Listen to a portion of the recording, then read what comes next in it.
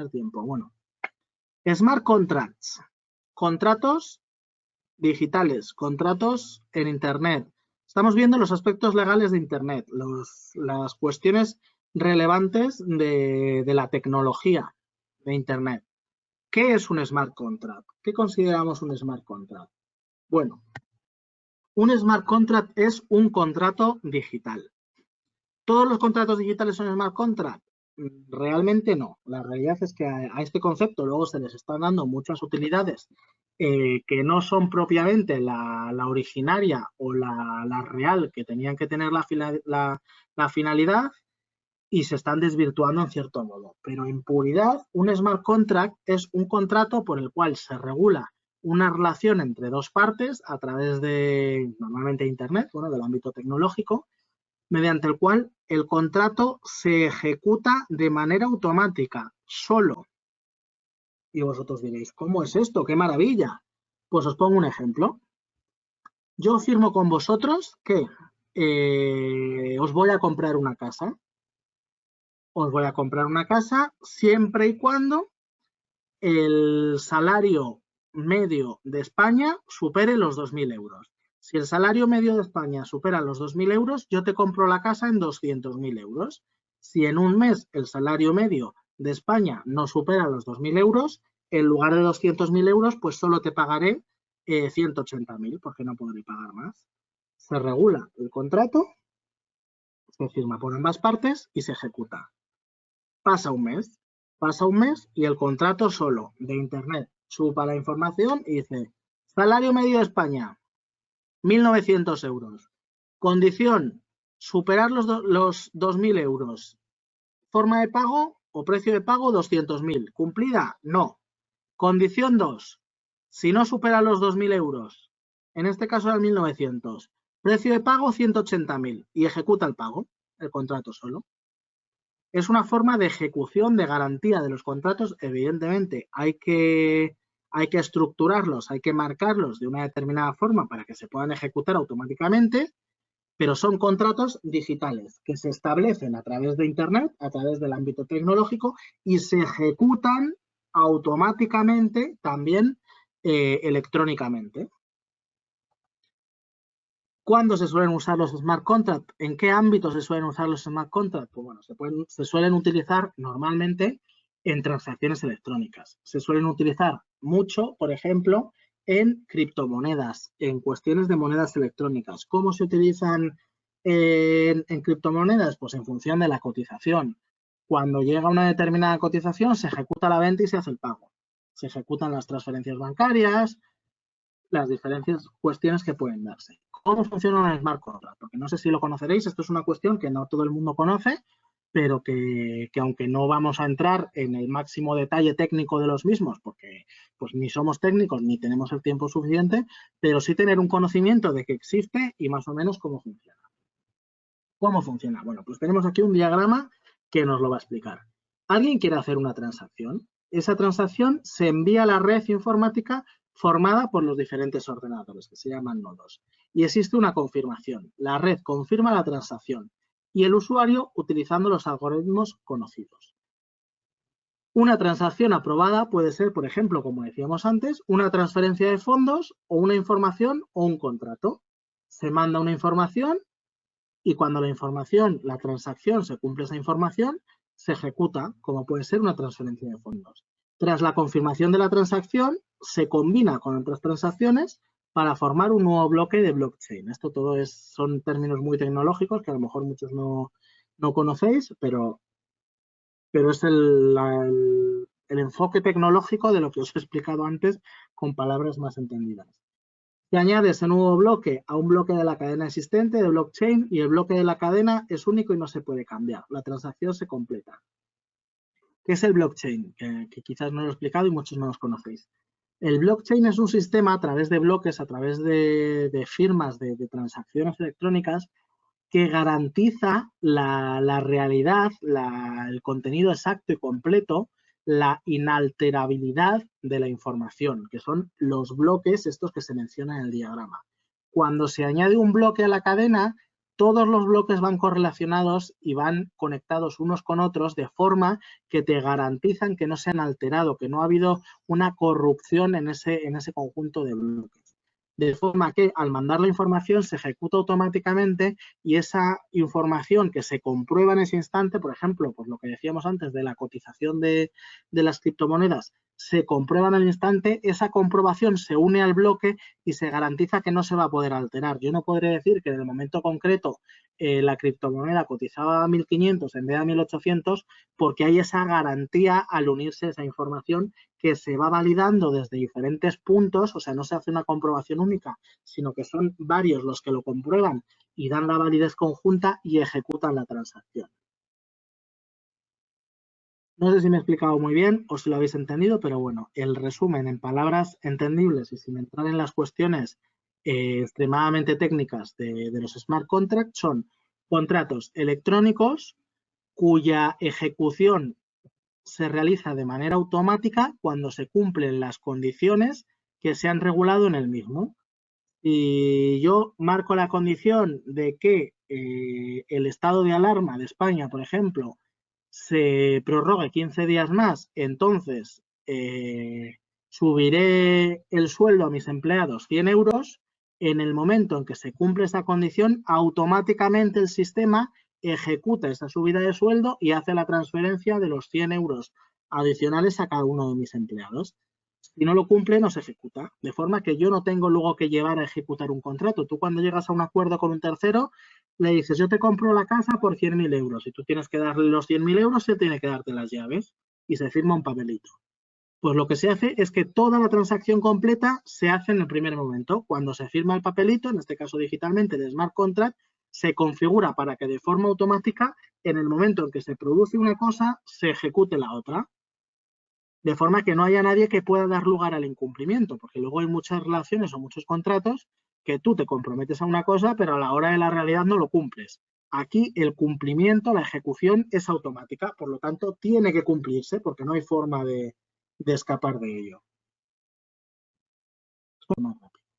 Crowdfunding. ¿Qué es el crowdfunding? Bueno, el crowdfunding se entiende como la cooperación colectiva llevada a cabo por personas que realizan una red para conseguir dinero u otros recursos y que se suele utilizar en Internet para financiar esfuerzos e iniciativas de otras personas u organizaciones.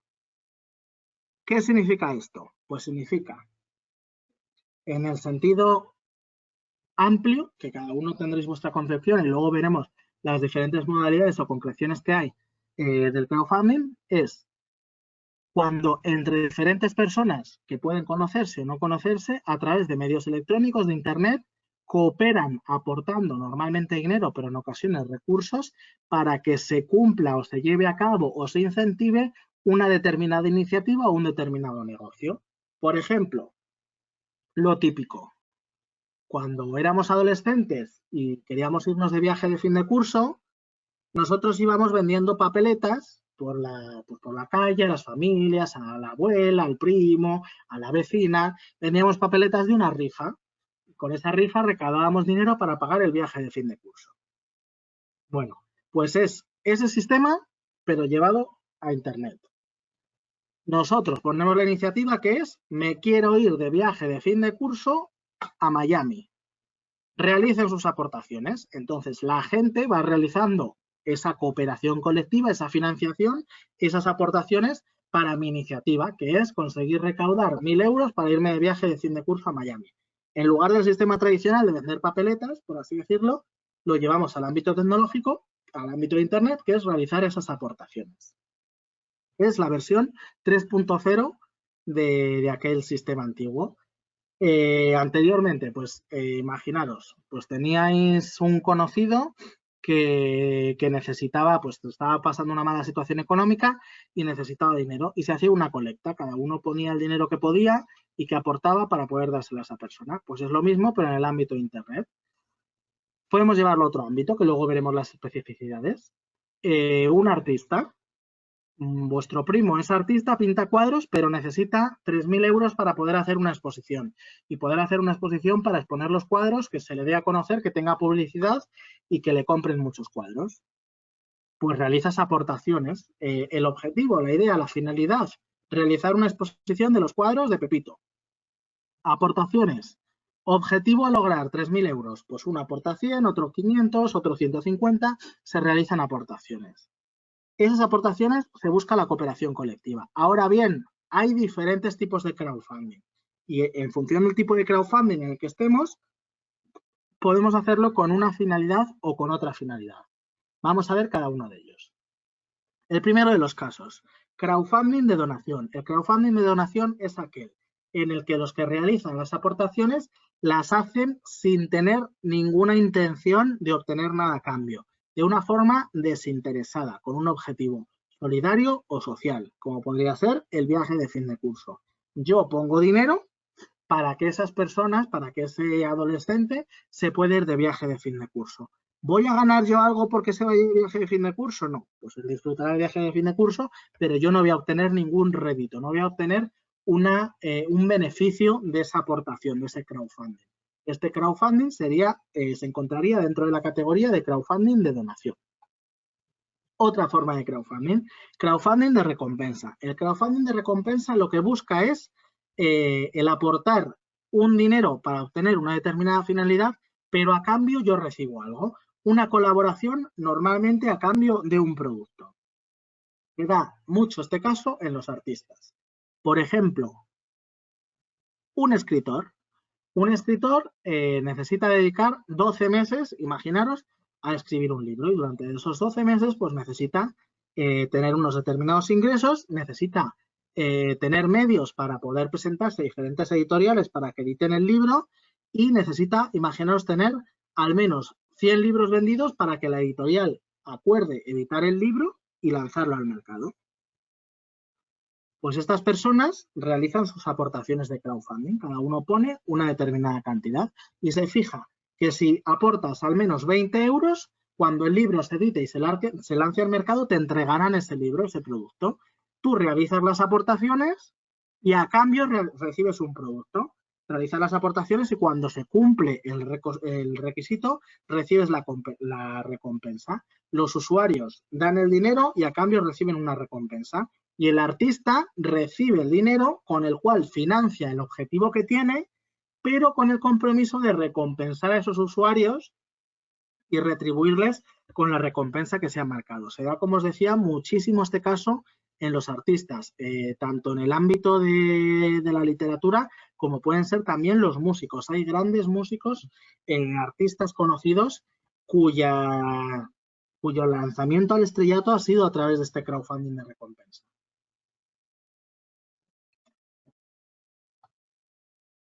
Y por último, tenemos otra modalidad de crowdfunding que no es puramente, desde mi punto de vista, crowdfunding, sino que es algo relacionado, pero no es lo mismo, que se denomina crowdlending. Bueno, en este caso se trata de préstamos de dinero. Nosotros, cuando necesitamos dinero, necesitamos una aportación de capital, lo normal es ir a una entidad financiera, a un banco o a una financiera concreta que da dinero. Ellos te entregan el dinero a cambio de un compromiso de que tú vas a devolver ese dinero con un determinado interés. Bueno, pues en este caso el crowdlending funciona de una manera muy similar, pero en el ámbito particular, en el ámbito privado. Los particulares prestan un determinado importe y a cambio el que recibe el dinero se compromete a devolver ese dinero más un determinado interés o a devolver ese dinero en forma de participaciones de la empresa. Imaginaros, tú necesitas para subsistir y para lanzar tu proyecto emprendedor una inversión de 30.000 euros y lanzas una campaña de crowdlending. Bueno, pues tú dices que cada persona que aporte al menos 3.000 euros recibirá 10 participaciones sociales de la empresa y de la compañía.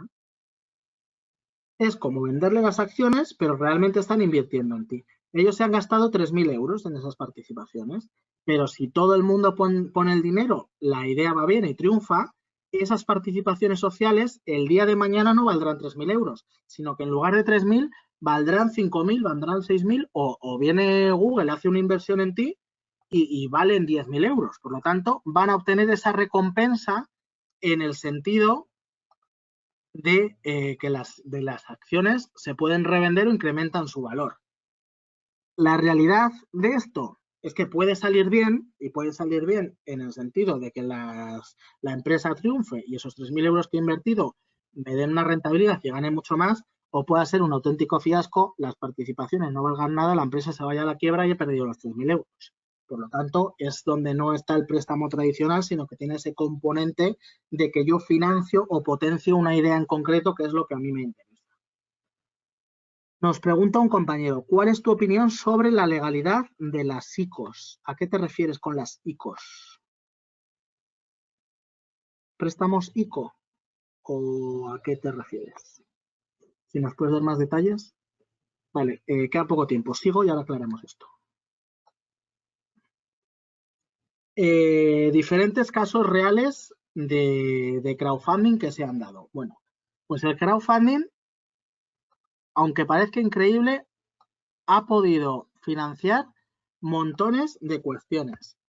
Ha financiado desde productos como la cosita esta para perder el estrés que veis ahí en la imagen, que sinceramente no sé ahora mismo cómo se llama, como ha financiado empresas que al final han tenido un gran éxito, como puede ser Batio, como que ha financiado hasta partidos políticos. El partido político Podemos inició su andadura, por así decirlo, a través de un sistema de crowdfunding, de aportaciones que dieron para poder subsistir y lanzarse al conocimiento de la gente y por ello poder subsistir. Y a día de hoy tienen un montón de diputados en el Congreso de los Diputados y de hecho forman parte del gobierno que gobierna ahora mismo España. Por lo tanto, estas iniciativas, aunque parezcan una tontería y pueden parecer que es para pequeños emprendedores o pequeños artistas que no van a llegar a ningún sitio, la realidad es que han tenido mucho desarrollo a lo largo de los años y se han dado en grandes empresas o en grandes grupos sociales que han conseguido, gracias al sistema de crowdfunding, el obtener este éxito en el mercado. Nos quedan 10 minutos. Acabo de explicaros un poco las plataformas de crowdfunding y si os parece acabamos. Bueno, plataformas de crowdfunding. Bueno, voy a aclarar la duda que tenía vuestro compañero antes, que le he dejado sin aclarar. Me preguntaba que qué opinaba de las ICOs. Bueno, las ICOs, hasta donde no, la verdad es que no estoy muy metido en el tema, pero hasta donde yo conozco es un tipo de financiación usando criptomonedas. Mi opinión personal, pues en muchos casos, en algunos casos detrás de estas iniciativas o de estas situaciones, se han dado estafas y se han dado pues engaños, por así decirlo. Pero sí que es cierto que también, por otro lado, pues han tenido éxito y han conseguido conseguir el objetivo que se intentaba. La realidad es que en la mayoría de los casos, y es una pena porque podrían tener una utilidad muy, muy grande, se han usado con fines evasores de alguna forma para intentar evitar la ley o evitar regulaciones concretas, utilizando las criptomonedas o otros medios de financiación con un objetivo interesado, digámoslo así. No tengo una opinión concreta porque al final habría que analizar cada caso concreto, pero no es el mejor ejemplo desde mi punto de vista. Vale, avanzamos con las plataformas de crowdfunding y ya atendemos todas las dudas o consultas que tengáis. Plataformas de crowdfunding. ¿Qué son las plataformas de crowdfunding?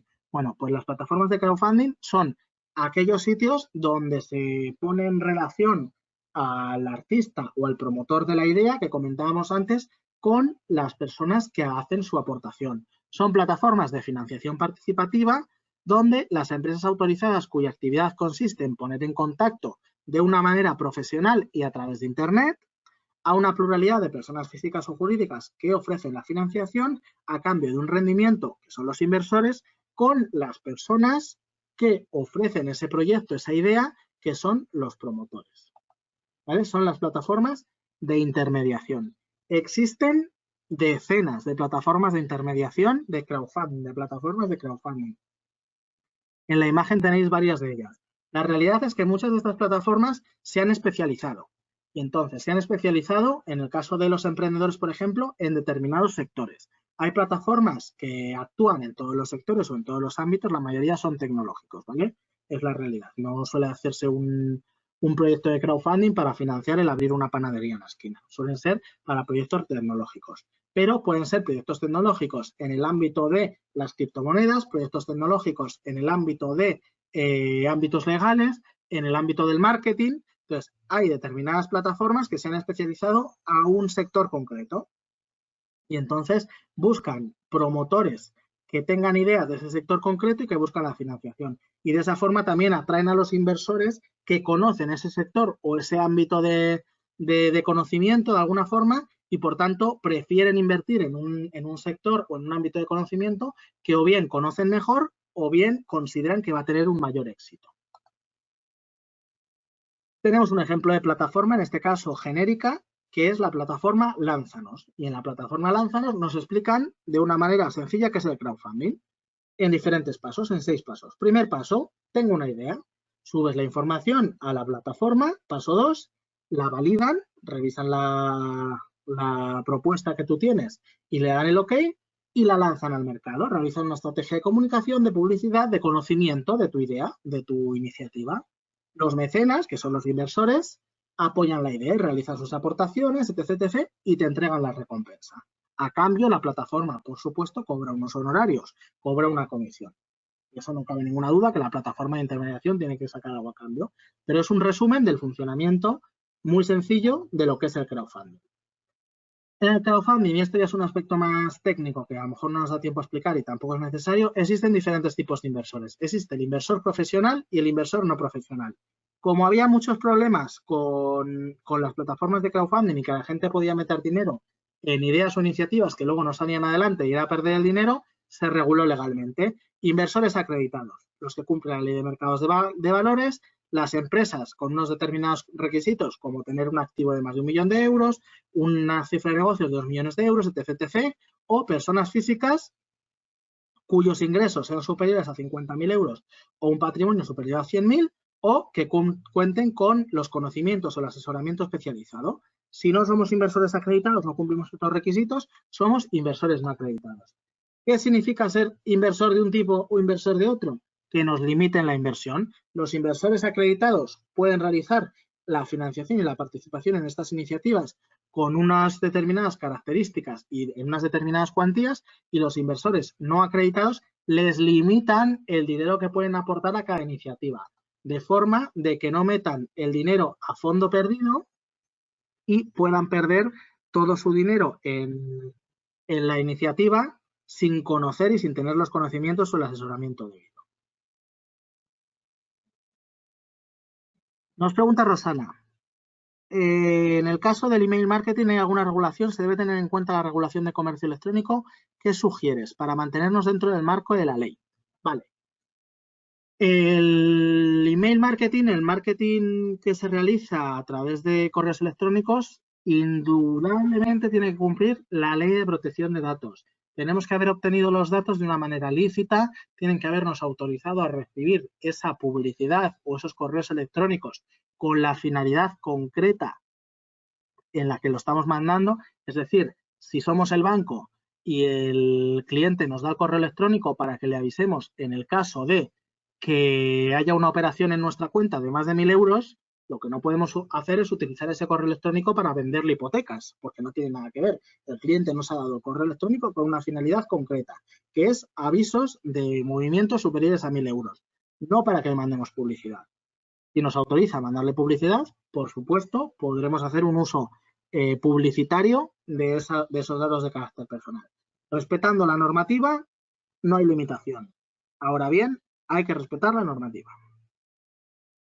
Pregunta Rosana, ¿y en el caso de correos corporativos? En el caso de correos corporativos, absolutamente lo mismo. Como hemos visto en los datos de carácter personal al principio de la charla, los datos del trabajo, nuestro número de teléfono, nuestro correo del trabajo, también es un dato de carácter personal nuestro. Si mi correo es luismiguellarriba@spainbusinessschool, por ejemplo, ese dato es de Luis Miguel Larriba, aunque sea un correo de la empresa, pero la finalidad con la que se tiene que utilizar es también siempre y cuando yo haya autorizado. ¿vale? Así que tenerlo en cuenta que el hecho de que sea un correo corporativo no significa que haya libertad de utilización de los mismos. Más dudas. Nos pregunta José Ignacio. La firma electrónica que genera la Fábrica Nacional de Moneda y Timbre sirve para realizar tus financieras y en trámites del servicio público. Sí, o sea, sirve tanto para relacionarte con administraciones públicas, que es el uso más extendido porque son las que están obligadas, por así decirlo, a facilitarlo, como para muchas utilidades privadas. Los bancos, por ejemplo, es un método de identificación perfectamente válido, igual que las claves que te dan cuando vas al banco y te dan claves que abres la cuenta, puedes identificarte también con el certificado electrónico con las mismas garantías. Y cuando se consiguen direcciones de email y se utilizan para acciones de marketing, muchas veces se publican en páginas web direcciones de email. Vale. Que alguien publique en una página web una dirección de email no significa que tú le puedas mandar publicidad a esa dirección de email. En absoluto. O sea, recuerdo que, como hemos dicho, tienen que dar un consentimiento expreso. Tienen que explícitamente autorizarte a mandarles la publicidad. Por lo tanto, no sirve que yo copie los datos de Internet o que me hayan dado los datos con otra finalidad o cualquier cuestión similar. ¿Cuál es la realidad? Pues que muchas veces suele quedar en la nada la utilización indebida de datos personales con finalidades de mail marketing. Pero la realidad jurídica es que bien te pueden denunciar por ello, lo cual no sería la primera vez, o bien hay inspecciones periódicas y te pueden sancionar. Y las sanciones de protección de datos son altísimas.